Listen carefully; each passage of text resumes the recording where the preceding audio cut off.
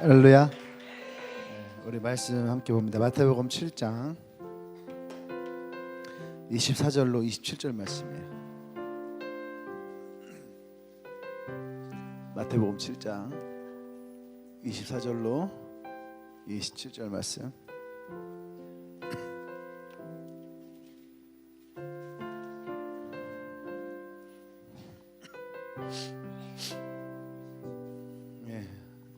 마태복음 7장 24절로 27절. 제가 한 절 여러분이 한 절 돌아가면서 봉독합니다. 24절부터 27절까지. 그러므로 누구든지 나의 이 말을 듣고 행하는 자는 그 집을 반석 위에 지은 지혜로운 사람 같으리니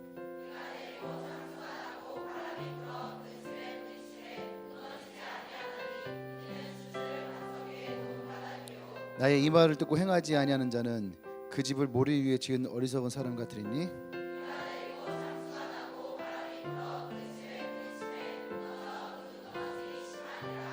아멘. 할렐루야. 말씀 제목 같이 시작. 그러므로 끝나지 않고요. 그러므로 땡땡땡. 저 땡땡땡은 뭐를 뜻하는 거죠? 뭐라고요? 여우? 여운? 그리고 땡땡땡은 여운. 말줄임표.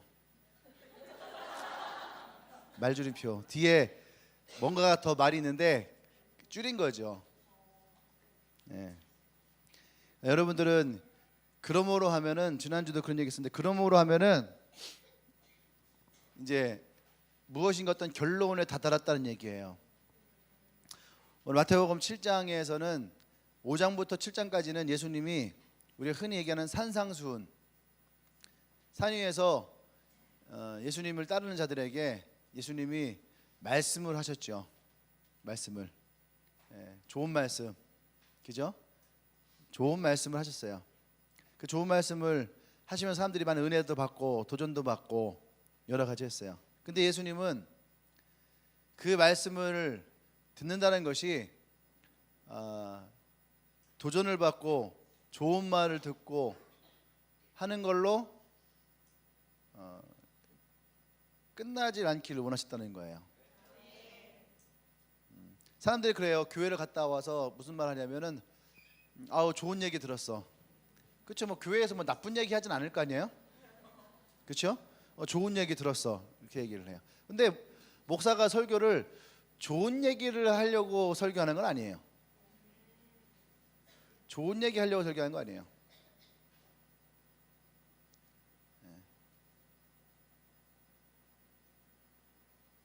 또 재미있으라고 얘기하는 것도 아니에요.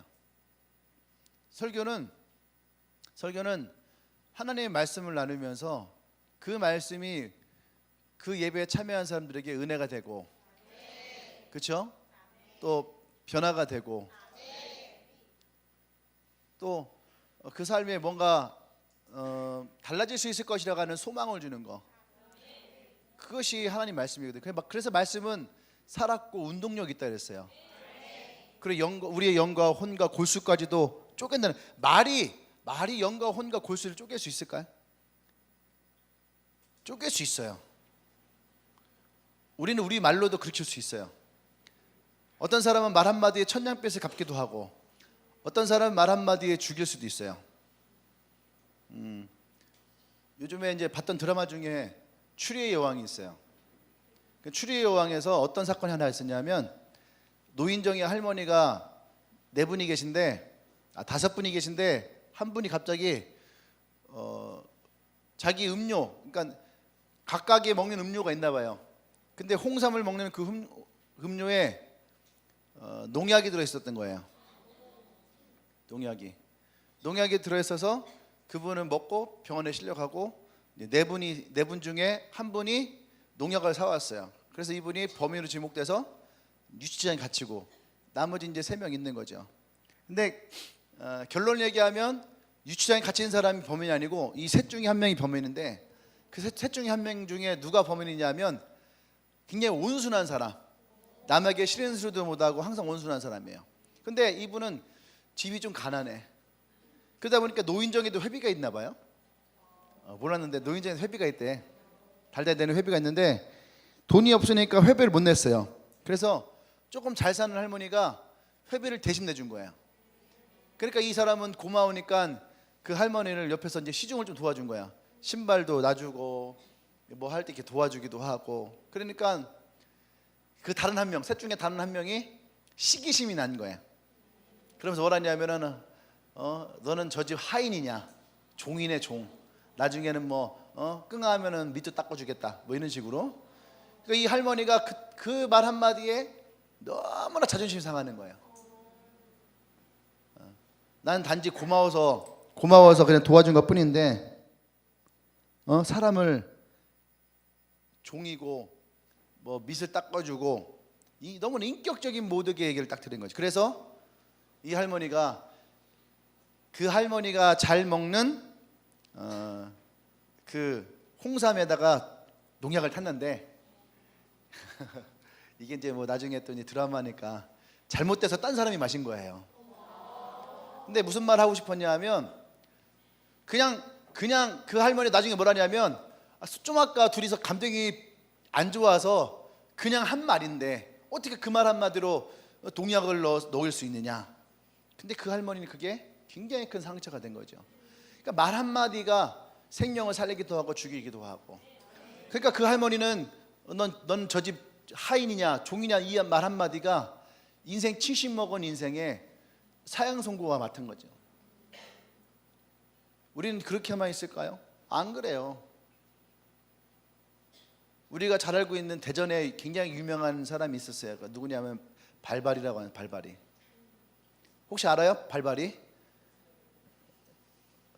이 사람이 누구냐면은 여자들만 그때 200 몇십 명인가를 쫓아가고서 성폭행하고 그렇게 했던 사람이 아주 유명한 사람이에요. 그 사람이 대전 송천동에 살았어요. 송천동. 나이 드신 분들은 꽤 알 텐데 이런 사건의 대표적인 게 발발이에요. 그래서 뭐 대전 발발이 처음 시작해서 뭐 수원 발발이 뭐 인천 발발이 뭐 이런 거. 근데 이 사람이 우리 교회 집사님들과도 주일날 아침에 공을 차고 그랬었어요. 근데 다들 뭐라 하냐면 절대 그런 사람 아니래요. 절대 그런 사람 아니래요. 잡혔는데 키도 요만해요. 얼굴도 굉장히 선하게 생겼어요. 근데 직업이 뭐였냐면 택시기사였어요. 첫 번째 사건이 어디서 났냐면은 대전에 있는 내동에서 첫 번째 이 사건이 터진 거죠. 근데 나중에 잡힌 다음에 물었어. 왜 그랬냐 했더니 젊은 아가씨가 택시를 타고 내리는데 술을 좀 먹었나 봐요. 그랬더니 택시 기사 아저씨한테 반말을 막 한 거예요. 반말을. 욕을 하면서 반말을. 그러니까 이 택시 기사분이 그때에 인격적으로 모독을 당한 거야. 그래서 택시를 세워놓고 이 여자를 쫓아간 거야. 그게 시작이 된 거예요. 그러니까 그 말 한마디가 사람을 죽이기도 하고 살리기도 했다는 얘기죠. 그러니까 어떤 말을 어떻게 하느냐. 나는 오늘 여러분들이 어떤 사람은 하나님의 말 한마디에 인생이 바뀐 사람들도 있어요. 하나님의 말 한마디에. 웃긴 얘기 하나 할까요? 우리가 잘 알고 있는 닭하면 어디죠? 그죠? 하하하하 하리. 네. 닭고기는 많이 커. 근데 하림이 시장 점유율 80%예요.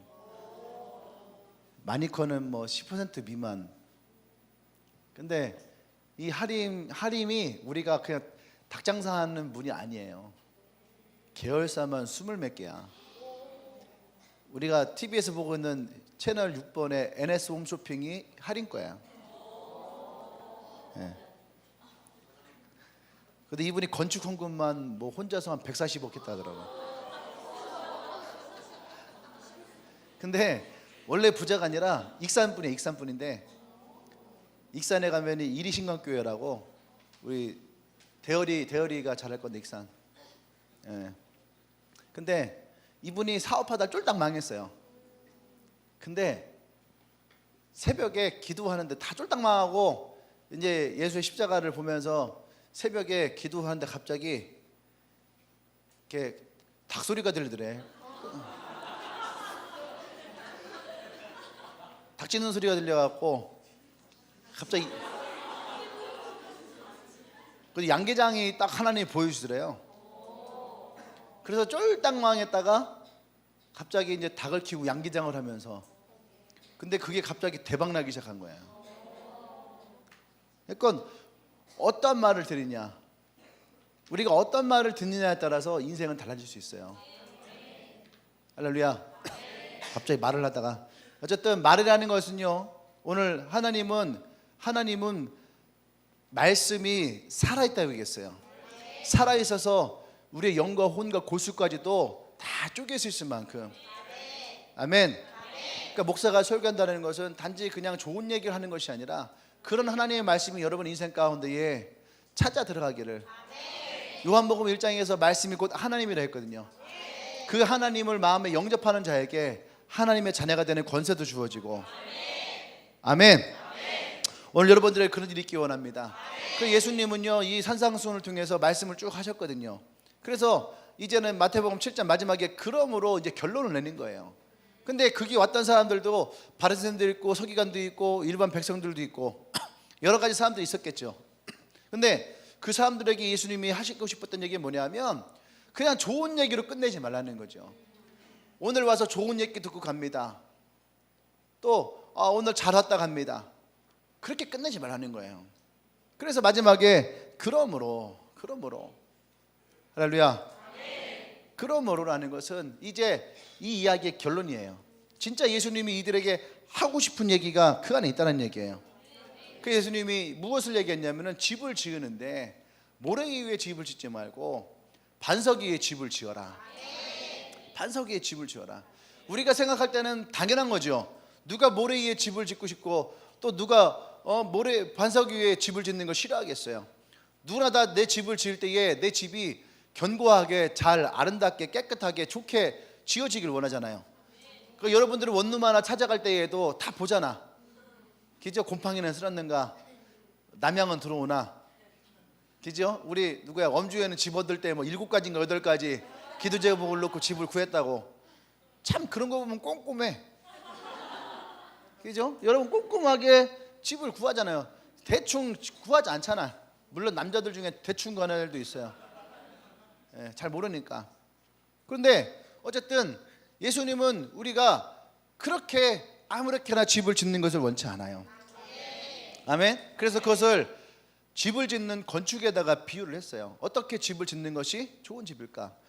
건축을 할 때에는 무너지지 않기 위해서 건축하시는 분들 세 가지의 구조의 쉼을 지탱할 수 있는 것을 얘기하면, 첫 번째는 뭐냐면 고정하중이네. 고정하중. 그러니까 벽돌, 철골, 빔 이러한 것들, 그러니까 그 건물 자체의 무게를 견딜 수 있는, 사람이 아무도 없어요. 그냥 이 건물 자체를 견딜 수 있는 그러한 기초를 얘기를 해요. 두 번째는 적재하중. 적재하중, 이게 지금 적재예요. 적재. 이 건물에 사람이나 어떤 각종 물건을 지탱할 수 있는 그 무게를 견디할 수 있는 거. 그래서 우리가 흔히 성수대교라든지 또는 그 삼풍백화점 너무 멀리 갔나요? 건물들이 이렇게 무너지잖아요. 그죠? 그냥 가만히 있는데 무너지는 것은 뭐예요? 고정하중이 잘못된 거야. 처음 질 때 그 건물의 아예 기초가 잘못된 거고, 적재하중을 불량을 하는 게 있어요. 백화점 같은 경우는 예를 들어서 100명이 서 있을 때 견딜 수 있는 구조물을 해야 돼. 근데 그러려면 그만큼 쇠도 두꺼운 걸로 들어가야 되고 콘크리트도 많이 부어야 될 거 아니에요. 근데 이 건축비를 절감하기 위해서 50명 정도가 들어갈 수 있는 구조물을 해놓고 콘크리트도 절반만 넣는 거예요. 그러니까 100명이 올라갔었을 때에 처음에는 견딜 수 있는데 조금 시간이 지나니까 어떻게 해요? 무너졌던 거예요. 그게 적재하중이에요. 그 세 번째는 이동하중. 이건 뭐냐면 외부의 환경에 영향을 받는 거예요. 바람, 태풍, 눈, 지진 이런 것들. 얼마 전에 아니고 좀 멀리 갔네요. 한 10년 전쯤에 대전에 눈이 엄청 왔어요. 내가 왜 그걸 기억하냐면 거창에서 찬양 집회를 하게 돼 있었어요. 3월 2일인가? 그때 이제 개강 수련회라고 해갖고 개강 부흥회라고 해서 거창에 가서 그걸 하는데 새벽 사이에요. 눈이 엄청 온 거예요. 그래갖고 신탄진에서 신탄 톨게이트로 들어가려고 하는데 안 받아주는 거예요. 근데 우리는 가야 되겠고. 그래서 그 눈길을 뚫고서 어디로 갔냐면 파나마이시로 나갔어요. 대전 IC도 안 받아줘서. 파나마 IC는 열어주더라고. 금산 넘어가니까 괜찮더라고요. 근데 그때 눈이 엄청 왔는데 우리 선교사님이 카센터를 했었는데 선교사님이 카센터 했던 뒤에 신탄진 볼링장이 됐어요. 근데 그 건물이 눈이 70cm 정도가 오니까 그냥 그 볼링장이 주저앉아 버렸어요. 그래서 내가 그 기억하기로는 그때 그 건물의 피해 보상이 한 2억 정도. 왜 그랬냐 했더니 눈이 70cm 정도 올 거라는 생각을 하지 않은 거예요. 그러니까 이 적재 하중을 그렇게 안 잡은 거죠. 그러다 보니까 어떻게 똑같이 이동 하중도 약한 거예요. 외부의 환경에 영향을 안 받을 거라 생각하고. 근데 그냥 한 번에 무너져 버린 거죠. 왜 이 얘기를 하냐면 우리는 단지 그냥 바닥에 기초만을 생각을 해요. 근데 우리가 건물을 짓는다 할 때의 그 건물은 여러 가지의 영향이 끼친다는 거죠. 원래 나라고 하는 사람의 성품, 원래 나라고 하는 사람 성품이라는 것은 어쩌면 고정하중일 수 있어요. 나라고 하는 사람 이해돼요? 나라고 하는 사람은 고정하중이야. 원래 나 승진을 잘 되는 것도 나, 잘 참는 것도 나, 그죠? 다 나야. 그냥 나도 모르게 툭 튀어나오는 것도 나, 게으른 것도 나. 이거는 그냥 고정하중이에요. 원래부터 나. 그러니까 적재하중은 뭘까요? 내가 어떤 것으로부터 스트레스를 받는다든지 누구로부터 뭘 받는다든지 그것이 내 안에 쌓여지는 거. 그죠? 그 다음에 세 번째는 뭘까요? 외부로부터 오는 것이 뭐가 있을까요? 부정적인 말들, 그죠? 그런 환경들, 이러한 것들. 그러니까 무엇에 내가 걸려서 넘어지고 무엇이 내가 약해서 무너진지를 봐야지 돼. 단지 한 가지만이 아니란 얘기죠. 이해돼요?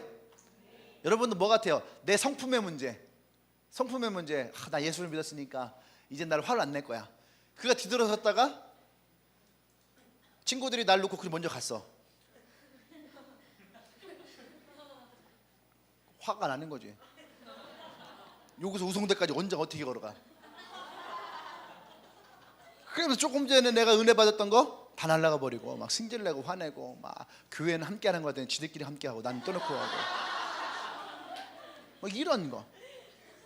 그죠? 적재하중. 예. 보세요. 예수를 믿으나 예수를 안 믿으나 여러 가지 스트레스는 다 받게 돼 있어요. 근데 그것이 마치 내가 예수를 믿어서 받는 것처럼 그냥 그렇게 느껴져요. 그것을 다 예수 믿는 것으로, 교회 다니는 것으로. 그 다음에 세 번째는 여러 가지의 유혹이라든지, 그죠? 시험이라든지 또는 부정적인 말이라든지 그런 것들이 외부로부터 영향을 미쳐올 수 있어요. 요새 많은 매스컴도 있고, 그죠? 이러한 것들. 적자 중에는 그런 것도 있겠죠. 취업에 대한 거, 또는 뭐 스펙에 대한 것들, 성공에 대한 것들, 이러한 것들. 그러니까 여러분들이 어떠한 것에, 무엇에 내가 연약한가를 여러분들이 나 자신을 좀 보기를 원합니다. 할렐루야. 그래서 오늘 본문의 24절에 그러므로 결론이에요. 아까 우리 문재은 대통령이 얘기했죠. 제자가 제자다운. 그러니까 제자가 제자되려면 신앙의 본질이 분명해야 됩니다. 그 기초가 튼튼해야 되는 거죠. 누구든지 교회를 다니면 세월이 지나면 신앙의 틀을 가지고 있어요. 근데 이 신앙의 틀이 내가 굉장히 신앙생활을 잘한다라고 하는 그런 생각으로 포장될 때가 참 많이 있어요. 당신 뭐 예수 믿으세요? 아유, 내가 교회 다니가 몇 년인데. 내가 지금 교회를 다니냐고 물어본 게 아니잖아요. 몇 년을 다녔냐고 묻는 게 아니에요. 너가 정말로 예수 그리스도를 영접했느냐가 중요한 거지. 당신은 말씀을 잘 알고 있는데 아이고 설교 들은 지 언젠데 설교를 얼만큼 들었냐고 묻는 게 아니잖아요. 너가 말씀에 대해서 정말로 영향을 받고 있느냐를 묻는 거지 성경을 얼마나 알고 있느냐를 묻는 게 아니에요. 근데 사람들은 그 신앙의 틀이 마치 내가 성경을 많이 알고 있는 것처럼 성경을 아는 게 중요한 것이 아니에요. 하나님이 어떤 분이신지를 아는 것이 중요한 것인지.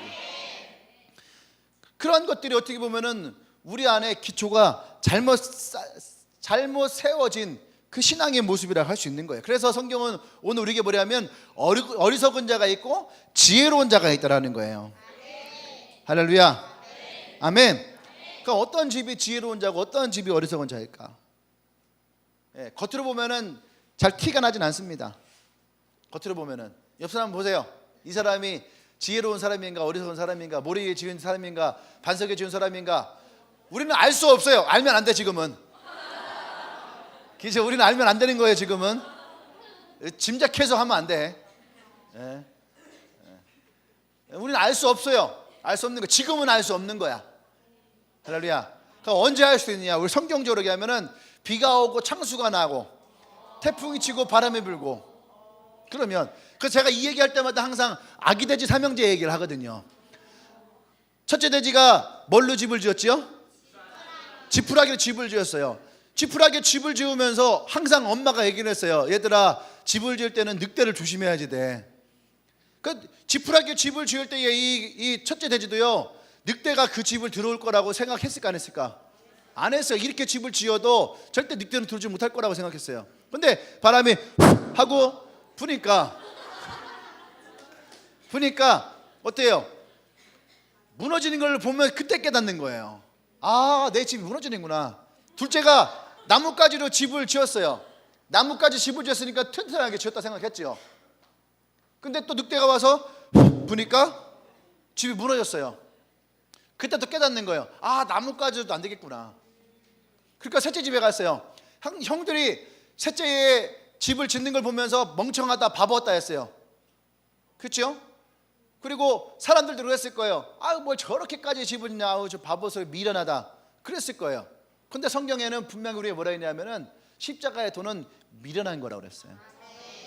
사람들은 미련하다 했지만 그렇지 않은 거예요. 믿지 않는 자들에게는 그것이 미련하게 보이지만 믿는 자에게는 그것이 능력이라는 거예요. 할렐루야. 그러니까 사람들이 볼 때에 셋째 돼지가 집을 그렇게 지을 때는 미련해. 근데 형들이 왔죠. 그 집에 와서 이제 어때요? 또 벌벌 떨고 있는 거예요. 지푸라기 집에 있을 때는 안 떨었거든. 근데 벽돌로 지은 집에 왔을 때는 떨고 있는 거예요. 왜 떨어요? 이 집도 틀림없이 늑대가 와서 후 하고 불면은 이 집도 무너질 거라고 하는 그러한 믿음을 가지고 있어요. 그러니까 두려운 거예요. 이때 셋째 돼지가 딱 갔더니 형들 일로 앉아 하더니 갑자기 큐티책을 딱 펴요. 우리 함께 말씀을 보자. 그 형들이 너 지금 무슨 소리 하려고 있는 거냐? 쪽에서 늑대가 올 텐데 늑대가 오면 우리 죽을지도 모르는데 빨리 도망가야지 돼. 걱정하지 마. 이 집은 절대로 무너지지 않아. 왜요? 말씀으로 한 땀 한 땀 지었거든. 그러면서 함께 큐티책을 펴놓고 큐티를 하는 거죠. 그때의 본문이 저는 마태복음 7장이라고 분명하게 단언합니다. 마태복음 7장이라고. 늑대가 와서 불지어. 사람들은 그 집을 보고 미련하다 했어요. 근데 결과는 그 미련하지 않았던 거죠. 그 셋째 돼지는 지혜로웠죠. 그때 형들이 깨달아요. 우리가 막내를 미련하다 했는데 아니구나. 이 아이가 정말로 지혜로운 아이구나. 할렐루야. 그러니까 평소에는 그걸 알 수 없어요. 비가 나고 창수가 나야지, 태풍이 치고 바람이 불어야지 어떤 것이 더 견고한지를 알 수 있는 거예요. 할렐루야. 그 첫 번째는 뭐냐면 기초의 차이라는 거예요. 기초의 차이. 겉모습의 차이가 아니라 기초의 차이예요. 어떤 기초를 가지고 있느냐. 그래서 24절 말씀에 나의 이 말을 듣고 행하는 것은 반석 위에 기초를 두는 것이다. 아멘. 반석 위에 뭘 둔다? 반석 위에 기초를 두는 것이다.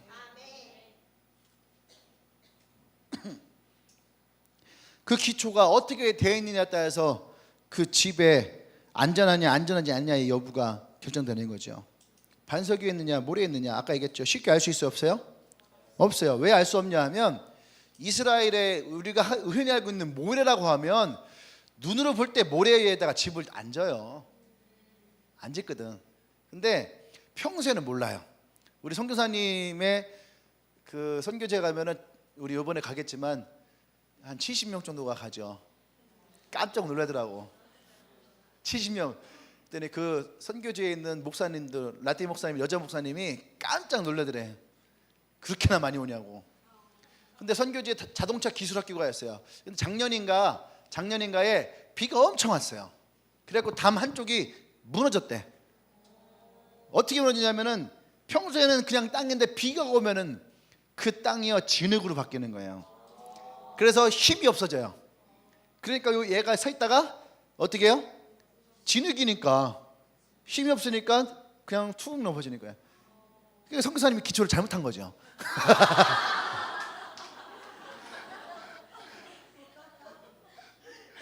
근데 이스라엘 땅이 그런 땅이에요. 우리나라 진흙 같은 땅이에요. 모래가. 평소에는 단단해요. 그러니까 이게 단단하니까 어때요? 이게 진흙인지 뭔지를 알 수 있어 없어요? 없는 거예요. 그러니까 그냥 짓는 거예요. 근데 비가 오면은 어떻게 돼요? 비가 와서 그것이 땅을 적시기 시작하면은 그것이 어떻게 해요? 딱딱했던 땅이 진흙탕 가봤죠? 예. 진흙 가보면 어떻게 되냐면 평소에는요 이게요 딱딱해요. 진짜로 찰흙처럼 딱딱해서 그냥 막 다니는데 비가 막 오면은요 발을 쑥 넣으면 어떻게 발이 쑥 미끄러 들어가. 그게 진흙이에요. 진흙. 그게 이스라엘 땅이 그런 땅이라는 거예요. 그러니까 평소에는 알 수 있어요 없어요? 그러니까 예수님이 그러는 거예요. 평소에는 알 수 없는데 비가 오고 창수가 나면 그러면 안다는 거예요. 근데요 반석은 알아요. 반석은 집을 짓기가 힘들어요. 돌을 깨야 되니까.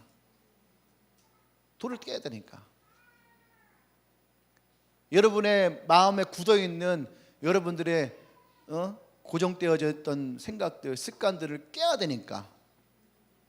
그러니까 신앙의 기초에 처음 쌓을 때가 힘들지요. 근데 거기에 처음에 딱 쌓는 사람들은 어떻게 해요? 무너지지 않는다는 거예요. 할렐루야.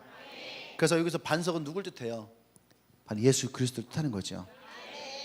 그럼 모래는 뭘까요? 예수가 없는 걸 뜻하는 거예요. 예수가 없는 이성 혹은 과학, 종교. 우리의 이성은 항상 정의롭고 진실일까? 아니에요. 대표적인 게 뭐냐면 지동설과 천동설이죠. 갈릴레오 뭐라 했어요? 지동설을 주장했어요. 지구가 태양을 중심으로 돈다는 거예요. 그러니까 근데 옛날 종교에는 그게 받아들일 수가 없는 거예요. 종교적 신념에는 받아들일 수 없어요. 왜? 하나님이 이 지구를 창조했다는 얘기예요. 그러니까 지구를 중심으로 우주가 돌아야 돼. 이해돼요? 근데 그게 그 당시에는 굉장히 이성적인 판단이에요. 갈릴레오는 이성적이지 않은 거예요. 이걸 굉장히 종교적인 판단이에요. 그 당시에 갈릴레오는 그런 종교적인 판단이 흐려진 거야. 이해됩니까? 근데 어때요 지금? 그때의 이성도 깨졌고 굉장히 과학적이었지만 그 과학도 깨졌고 그걸 굉장히 종교적인 것도 깨졌어요. 다 깨졌어. 그러니까 그것은요 시간이 지나면서 또 다른 발견들이 되면서 달라지는 거죠. 우리가 알고 있다라고 하는 진리, 그것이 진리일까요? 아니에요. 그래서 우리 그것을 이론이라고 하죠. 이론. 진리라고 말하잖아요. 이론이라고 그래요. 이론. 상대성 진리 아니에요. 상대성 이론이에요. 그 이론은 언제든지 깨질 수 있다는 거죠. 할렐루야. 그래서 모래에 준다는 것은 여러분의 이성에 의지하지 말라는 얘기예요. 여러분 감정에 의지하지 말고 여러분 지식에 의지하지 말고. 옛날에 중학교 때 여러분들 다 그런 때가 있을 건데, 친구들이랑 모여갖고 창조냐 진화냐, 친구들이 모여서 밤새도록 얘기를 해요. 그러면서 뭐 내가 알고 있는데 뭐 마치 내가 알고 있는 것이 진리인 것처럼. 근데 시간 지나서 그때를 이렇게 생각해서 보면은 벌써 한 27, 8년쯤 됐는데, 그때 당시를 생각해 보면은요, 어떤 생각이 드냐면 참 어렸다. 그것도 지식이라고. 그것도 지식이라고. 어쩌면 우리가 갖고 있는 지식이라는 것이 나의 생각의 한계선밖에 되지 않는 거예요.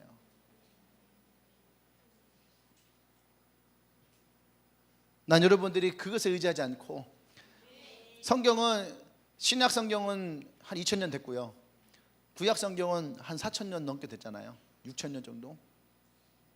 그러면 지금 수많은 사람들이 봐왔던 이 성경을 여러분들 신뢰하기를 원해요. 이 말씀이 곧 하나님이라는 거죠. 하나님을 신뢰하기를 원합니다. 할렐루야.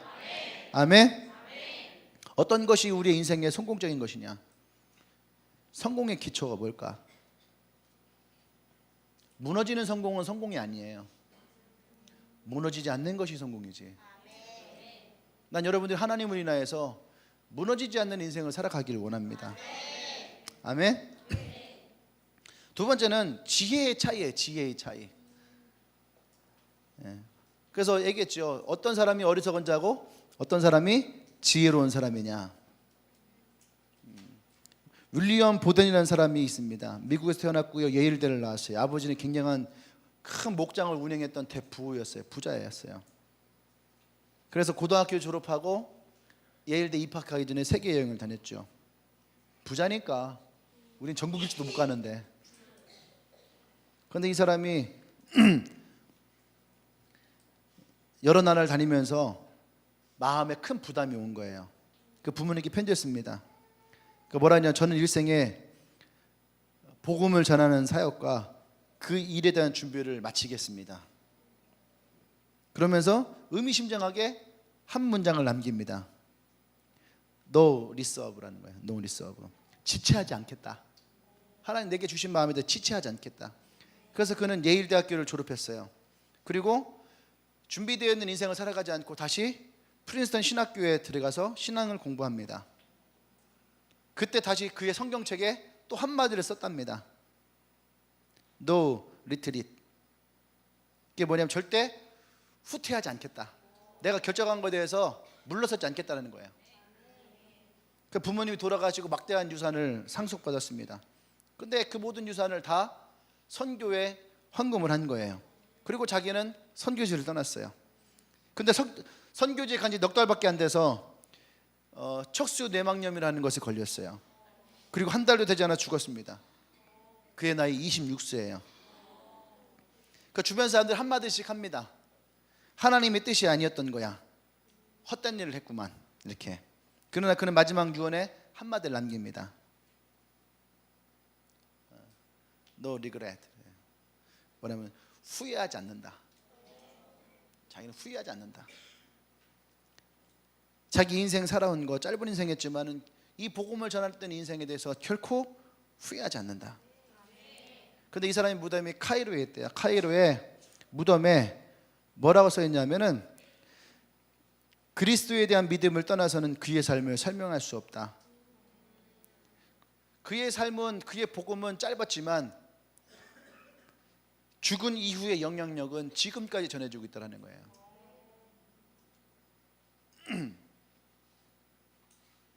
우리는 어떤 것이 지혜롭고 어떤 것이 어리석은 사람이냐? 항상 성경은 우리에게 세상 사람들이 바라볼 때에 우리는 어리석어요. 미련해 보여요. 근데 오늘 본문에서 우리는 주님은 뭐라 했냐면, 미련하게 반석 위에 집을 짓는 사람이 지혜로운 사람이다. 그러면 지혜로운 사람과 어리석은 사람의 차이가 뭘까? 그것은요, 내일을 바라보는 시각이 차이라는 거예요. 시각의 차이. 내일을 바라보는 시각의 차이.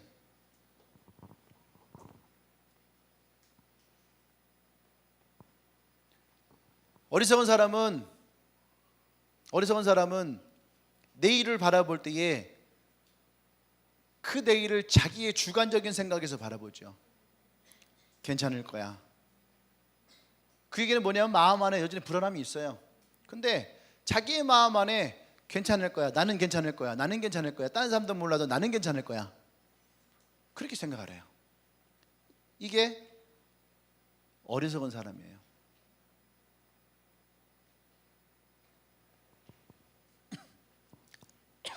지혜로운 사람은 결코 내일이 괜찮지 않다는 것도 알아요. 그래서 우리는 보이지 않아요. 근데 보이지 않는 그 미래의 영적 세계에 대해서 눈을 떠 있는 거죠.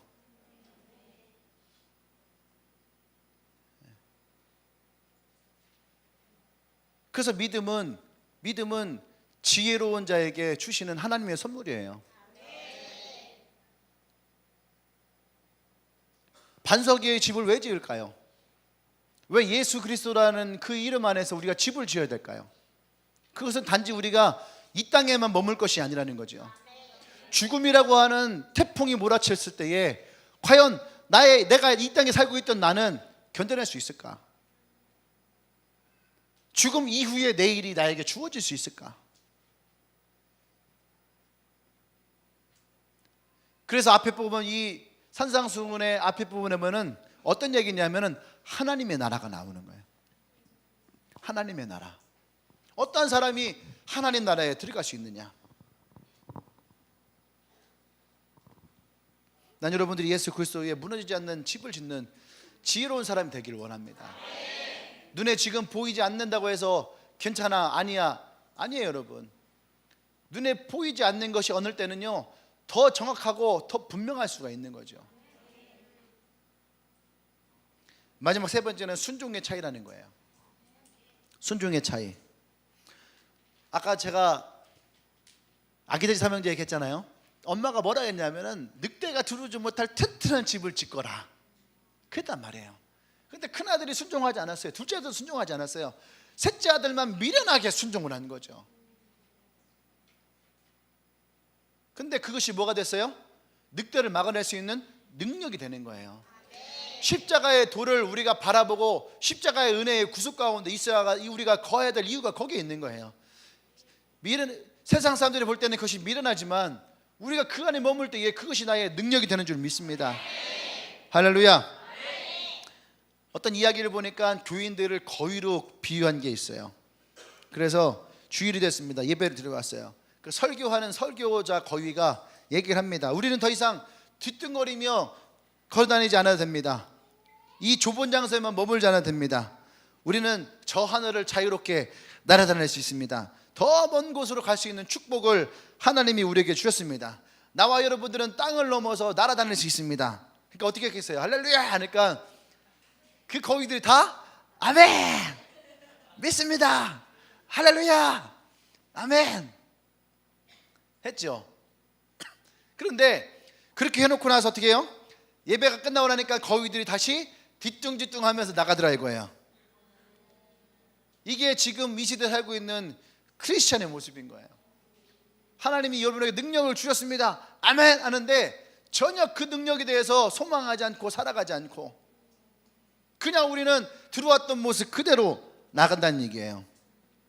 이것이 뭐예요? 말씀을 듣고도 그것을 행하지 않는 사람들에 대해서 풍자한 우화죠. 어쩌면 이 우화가 오늘 우리의 모습일 수도 있죠. 신앙은 가르치는 것의 목적이 아니에요. 설교는 하는 것의 목적이 아니에요. 우리는 그것을 얼마만큼 순종하느냐에. 그래서 오늘 말씀에도 24절 26절에 계속 이 지혜로운 자와 어리석은 자의 이야기를 하는 거죠. 어떤 사람이 지혜로운 자냐? 그 말씀 위에 집을 짓는 사람이 지혜로운 사람이라는 거예요. 아멘. 그래서 신앙은 하나님의 말씀을 듣고 그것을 믿고 그 믿음대로 순종하는 거.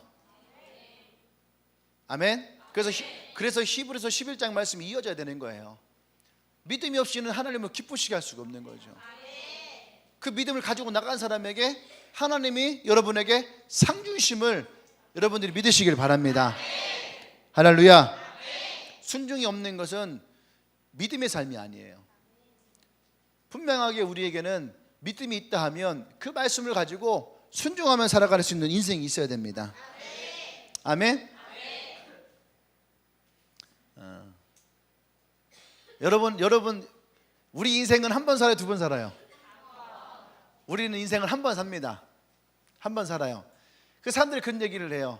내가 인생을 두 번 살 수 있다면. 그런 생각 해봤나요? 이제 어제 종영된 드라마가 하나 있어요. 귀속말이라는 드라마인데, 귀속말이라는 드라마인데 그 드라마를 생각해 보면요, 참 유치해. 5명, 6명이서 계속 뭔가를 자꾸 얘기해 서로. 그렇게 뭐 16부작인가 17부작인가 끌어왔어요. 근데 제가 그 드라마 이렇게 처음 보면서 이렇게 또 안 볼 수가 없어서 봤는데, 저는요 드라마를 그렇게 좋아해도 일주일 넘어가면 그 드라마 이제 안 봐요. 종영했잖아. 그러면 그 안에 봐야지 보는데 그 안에 못 보면 안 봐요. 신기하게 안 봐요. 추노도 내가 그렇게 잘 봤는데 맨 마지막을 못 봤거든. 지금까지도 안 봤어요. 태양의 후예도 마지막 2개를 안 봤어. 안 봤어요. 성격 참 특이하죠. 근데 그거는 이제 봤어요. 봤는데 마지막 부분에 조재현이 특별 출연했더라고요.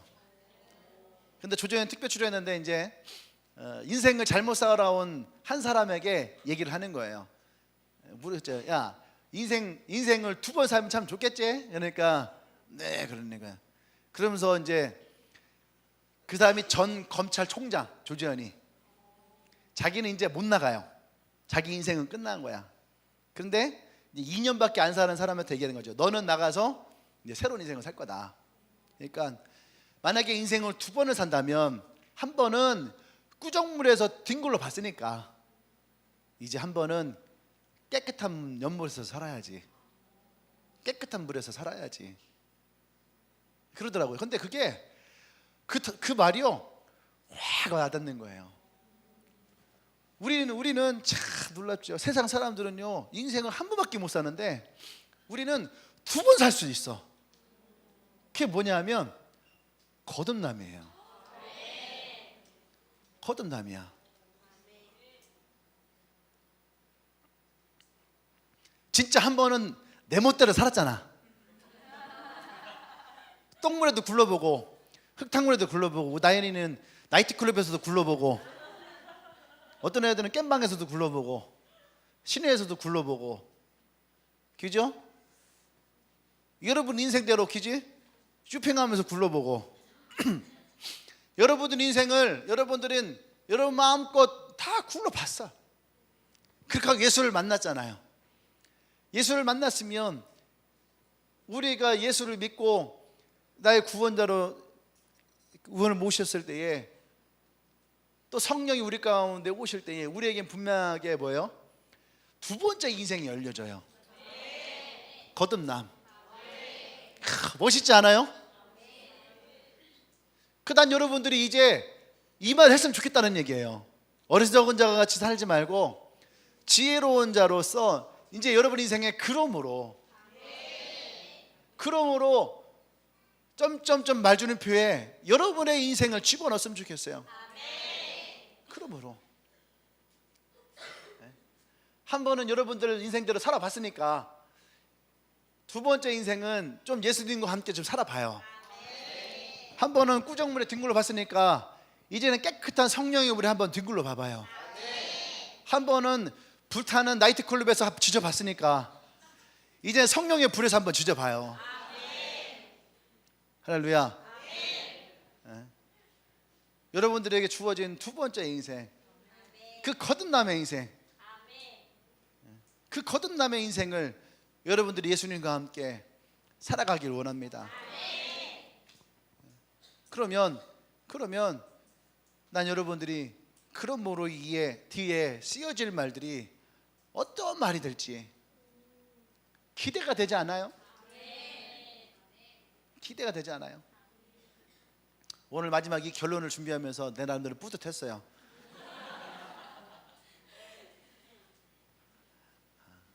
여러분들에게 예수 그리스도 안에서 이제 두 번째 인생이 시작되었다면, 부활의 호민관이 맨 마지막에 했던 것처럼 분명하건대 단언컨대, 이제 단언컨대, 기속말에 최대 유용어가 단언컨대라더만, 권율이 많이 썼다고. 단언컨대 이전과는 같지 않을 것이다. 그게 뭐겠어요? 그게 바로 거듭난 삶이에요. 이전과는 같지 않은, 이전과는 다른, 이전과는 분명한 다른 그런 인생. 난 여러분들이 그런 인생을 살아가길 원해요. 할렐루야. 아멘. 우리 함께 기도하십시다.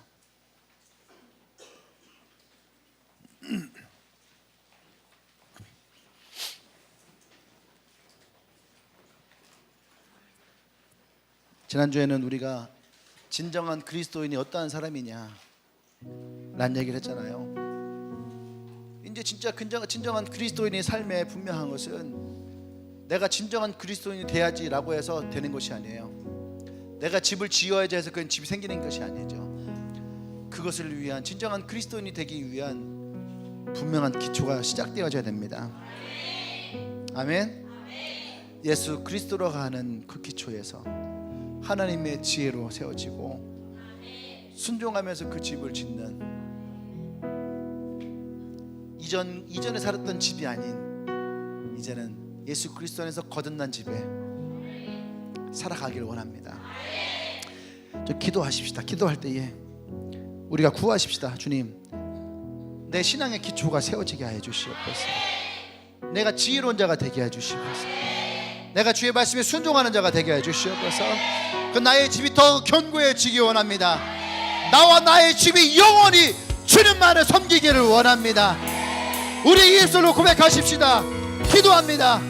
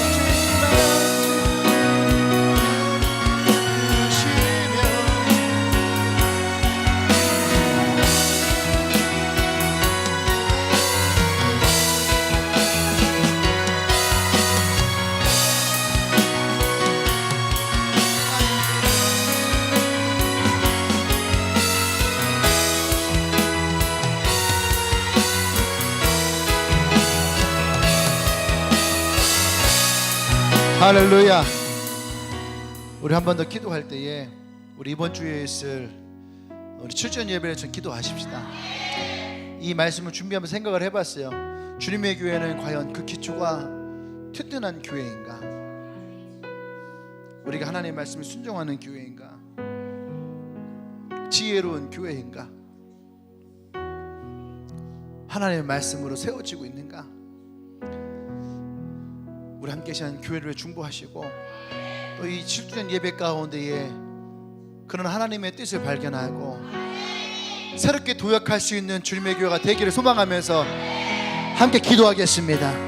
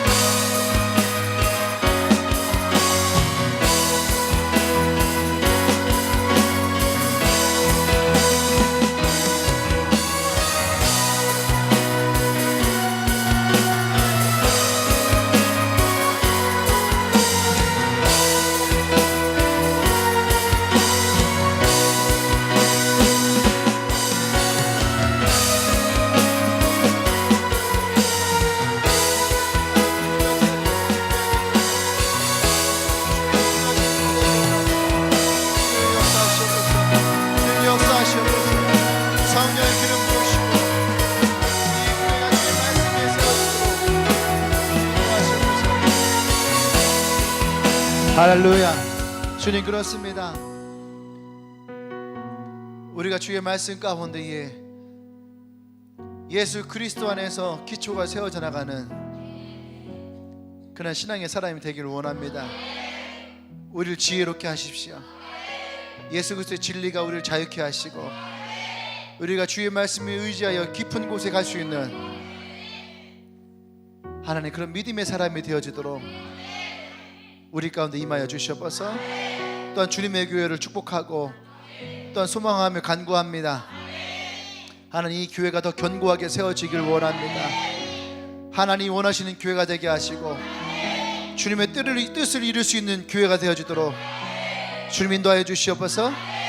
7년을 맞이하며 주님께 드리고자 합니다. 하나님께서 역사하여 주시옵소서. 할렐루야, 할렐루야. 예수님의 이름으로 기도합니다. 아멘. 할렐루야. 할렐루야. 할렐루야. 우리 옆 사람에게 인사합시다. 한 번은 주님을 위해 삽시다. 이렇게. 한 번은 깨끗한 분에 삽시다. 할렐루야. 또 이제 이번 주 이제 한 3일밖에 남지 않았죠. 우리 7주년 예배를 기대하고 기도하고 또 그 예배 가운데 하나님의 은혜가 우리 가운데 풍성해지길 소망하십시다. 아멘. 우리 다 같이 자리에서 일어날까요? 한번 여러분들이 오늘 여러분 미래일기 한번 써보세요. 미래일기 뭔지 알죠? 미래일기 시작은 뭘로 하냐면은 그러므로 한번 써보십시오.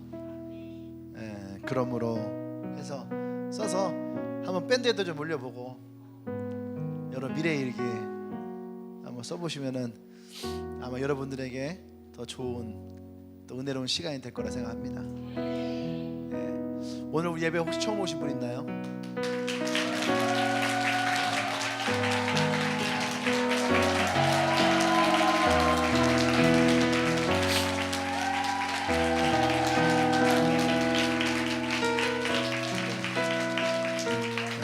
환영합니다. 우리 지혜로운 사람이 되길 바랍니다. 절대로 지푸라기 짓지 말고 나뭇가지 짓지 말고.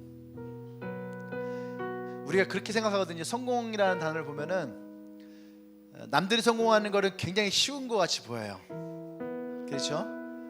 남들이 성공한 거 보면 되게 쉬워요. 프랜차이즈로 성공했으니까 나도 프랜차이즈하면 성공하겠지. 근데 거의 80-90%는 프랜차이즈가 망해요.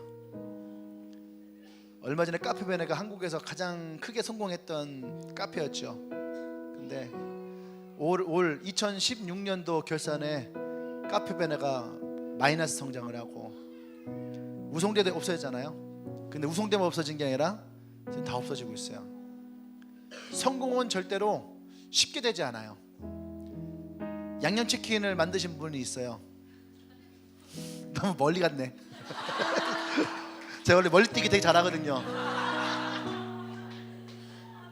근데 그 양념치킨을 개발하신 분이 처음부터 양념치킨을 만들려고 한 것이 아니라 치킨을 만들었는데 너무 똑같은 맛이길래 양념을 하면 어떤 맛일까? 그래서 김에 참기름 바르듯이 양념을 만들어서 참기름 바르듯이 그 치킨 위에다가 양념을 발랐어요. 그렇게 해서 만들어진 게 양념치킨이에요. 근데 그것을 만들기까지가 10년 넘게 걸린 거예요.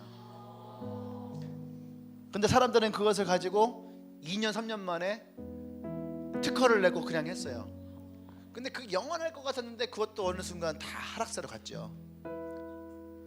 근데 어떤 성공이든지 어느 순간 갑자기 되는 건 없어요. 그 기초가 튼튼해야지. 그래서 성공만을 쫓고 가라가는 인생은 다 망해요. 제일 잘 망하는 사람이 누구냐면은 개미 투자가들. 남들이 성공했다고 개미 투자로 쫓아갔다가 다 망하죠. 절대로 못 번대요. 그런 사람들은 다. 난 여러분들이 이 땅에서 그냥 그런 성공하는 길을 쫓아가서 성공하려 하지 말고 진짜 인생을 성공하는 예수님을 따라가길 원합니다. 그러니까 그 주님이 그러거든요. 내가 곧 길이고 진리고 생명이다. 어떤 길을 갈 거냐? 이미 2000년 전부터 우리에게 주어졌던 그 길이 안전하지 않을까? 제 기도만 할게요. 주님, 오늘도 예배 가운데 우리 형제와 자매들이 함께합니다. 오늘 처음 온 이 친구들을 축복합니다. 하나님이 지혜를 주시고 인생을 살아가며 하나님이 이들에게 허락하시는 진실한 성공의 인생을 살아갈 수 있도록 그것이 축복이 되게 하시고 그것이 은혜가 되게 하시고 그것이 참다운 행복과 기쁨이 되어지도록 역사해 주셔서 이제는 우주 예수 그리스도의 은혜와 하나님의 크신 사랑과 성령의 교통 역사하심이 그러므로 이제 예수와 함께 반석 위에 집을 짓기로 결단한 주님에게 모든 성도들 위해 지금으로부터 영원토록 함께 하시기를 간절히 축원하옵나이다. 아멘.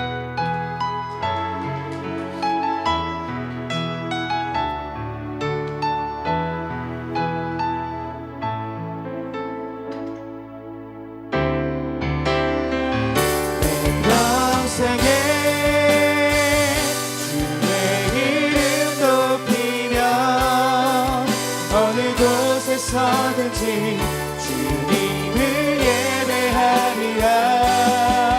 내가 받는 모든 것 아버지의 영광이 선포되야 하리. 찬양하며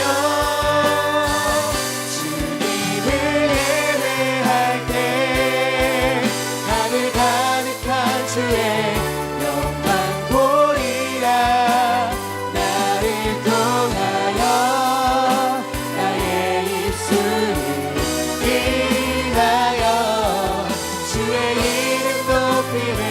다시 한번 고백함으로 나아갑니다. 내 평생에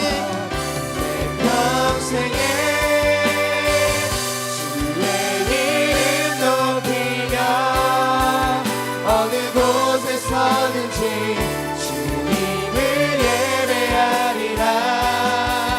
내가 받는 모든 것 아버지의 영광이 선포되야 하리.